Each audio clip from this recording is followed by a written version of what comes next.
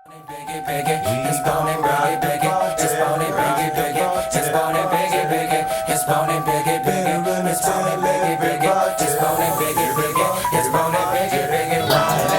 YouTube, what's up? Vintage Game Finder here, aka News07 of course, and got a short episode here of Vintage Game Finder Tech.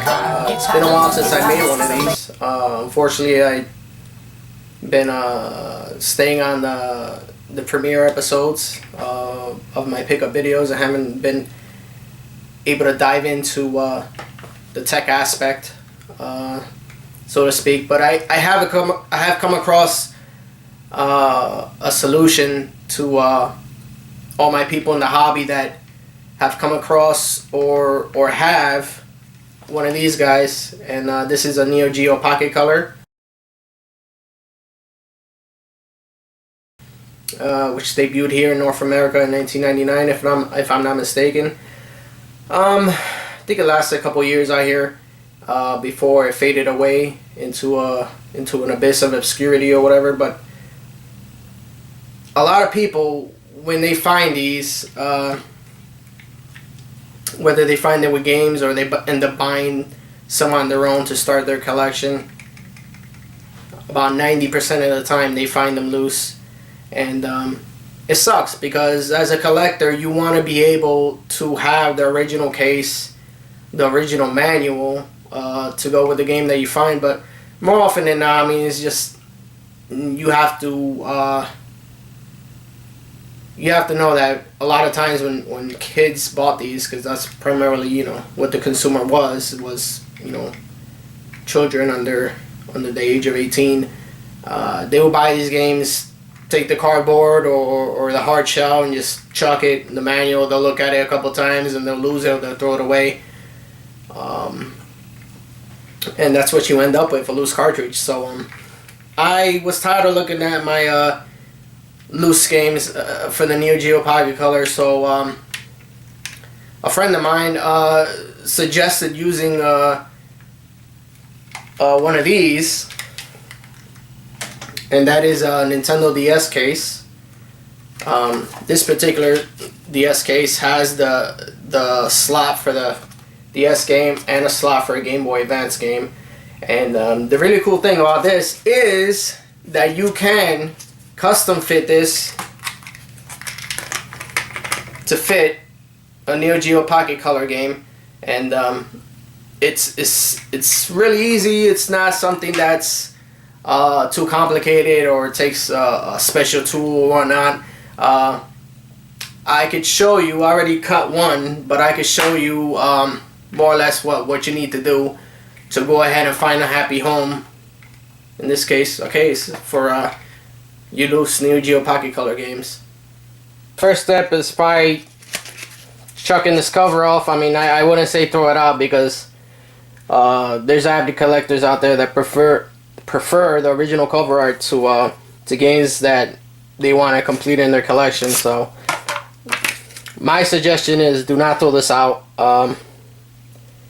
Keep it aside. I put mine in glad bags, and you know, it's easy to use for trade bait and any future trades that you happen to have with anybody else.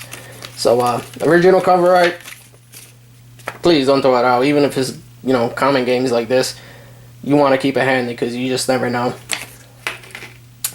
And of course, you peel off the stickers and all that. We're just using this as an example. Then we come to this part.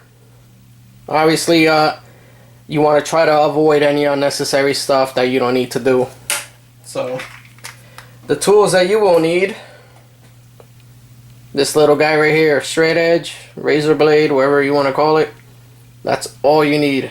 This and a little bit of blunt force, and you're in the clear. So just go ahead and measure your cartridge to the slot here. What I did was just try to keep it here with a finger in between the cartridge and the top of the case, because regardless of how you cut it, you're still going to have wiggle room, and this cartridge is still going to have the potential of popping out when you open the case. So I mean, what I would do, if you want to do it, there's something called double-sided dots or glue dots. A lot of people buy them for their kids that are in elementary school. And you could just go ahead and put one of those glue dots in the back here, and every time you put the cartridge in, the adhesive will stick to it, but it won't bond to the plastic. So you could try that, but I'm leaving mine loose because I already know when I want to play the game, you know, I'll just lay it down and open it, and I could take it out. Alright, so we'll go ahead and cut. You want to try to leave a little bit of a gap, and don't cut too far away. So like that, the less wiggle room there is, the better. Now if you can see, you'll see a little bit of a contour there. Right at the end of the contour, where it gets to the flat part, that's probably the best place for you to cut, because the cartridge will fit, but at the same time it won't wiggle as much because you left a little bit of this plastic over here. But like I said, it's still gonna wiggle regardless, but you know, it's gonna wiggle a little less if you cut there. So if you just go ahead and cut there and cut there, and we'll go ahead and see what the finished product looks like.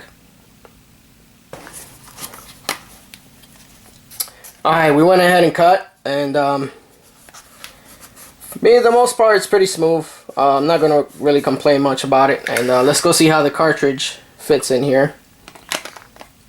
So you got a little bit of wiggle room there, which is alright, and of course you got some wiggle room there. But you have that option, like I said before, to do that. Double-sided tape, you could do that, or the glue dots, like I mentioned before, and you could put that here. Pop it in and it'll set. And this is the best way to open it. It's just by laying it flat. Like I said, it's still going to do that, but at least you have somewhere to put it.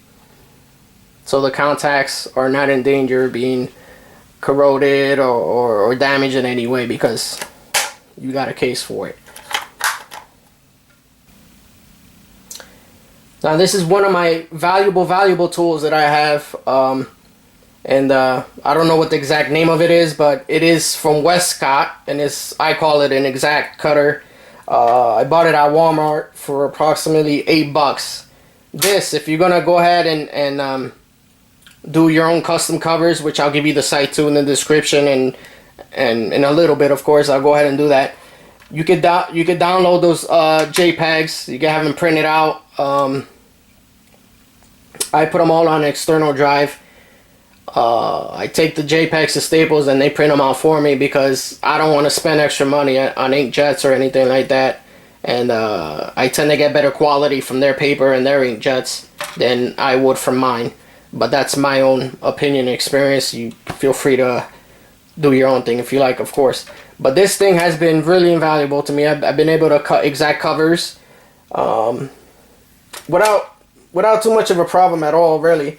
I can show you one of them now. That's for a Dreamcast game, because I'm converting all of them to DVD cases.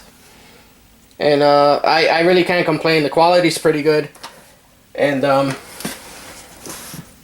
website I use has so many different consoles that you can download covers for, and they recommend what kind of cases you can use and all that other stuff. But I'll go ahead and give you the link in the description, and the link at the bottom of the video, is, of course. But if you don't have one of these, do yourself a favor and pick one up. They're really inexpensive, and you will get your money back on it pretty quick when you start getting all those pretty cool, sick ass custom covers that you print out on your own. Alright guys, just came back from Staples, and here's the finished product right here. This is SNK versus Capcom, Match of the Millennium, one of my favorites on the Dreamcast. And this is pretty much one of my favorites on the Neo Geo Pocket Color right now. Unfortunately, I don't have any. I don't have too many other games. I have 3 other ones. But if you know Neo Geo, they have pretty cool games. So I'm always on the lookout for more Neo Geo Pocket Color games, and hopefully I can find more in the wild or via trade. So that was a quick video for BGF Tech. I'd like to thank you for watching as always. And hopefully you find pretty cool stuff in the near future, just like I do. And as always, God bless, stay safe. and happy hunting.